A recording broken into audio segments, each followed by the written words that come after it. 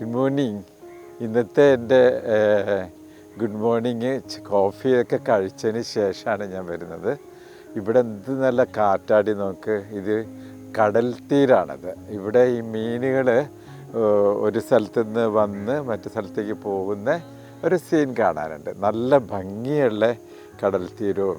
എനിക്കൊന്ന് ഞങ്ങളെ കാസർഗോഡത്തെ അല്ലെങ്കിൽ കാഞ്ഞങ്ങാടത്തെ ആൾക്കാർ ഈ കടൽ തീരം വൃത്തികേടാക്കാതെ സൂക്ഷിച്ച് വെക്കുന്ന സ്ഥലമാണിത്. നമുക്കൊന്ന് കാണാം. നിങ്ങൾ ഹീറോ ആകൂ, മാലിന്യം സീറോ ആകൂ. ഇതാണ് ഈ കടപ്പുറത്തിൻ്റെ സ്ലോഗൻ.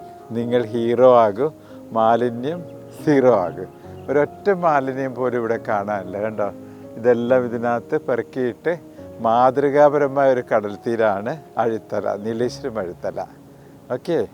എൻ്റെ ചെറുപ്പകാലത്ത് ഞങ്ങളിവിടെ ഒരു സുഖവാസം, ഞങ്ങളുടെ ഫാമിലിക്കാരെല്ലാവരും കൂടിയിട്ട് ലോറിയിൽ കയറി ഇവിടെ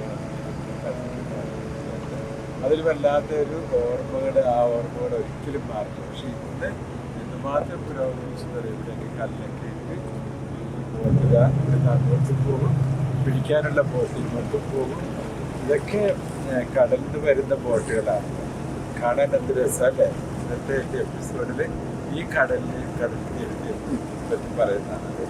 ഞങ്ങളുടെ ഈ കടൽ തീരത്തിൽ ഒരിക്കലും മാലിന്യങ്ങൾ അധികം കൂട്ടാറില്ല. അത് നീലശ്വരത്തിൻ്റെ പ്രത്യേകതയാണ്.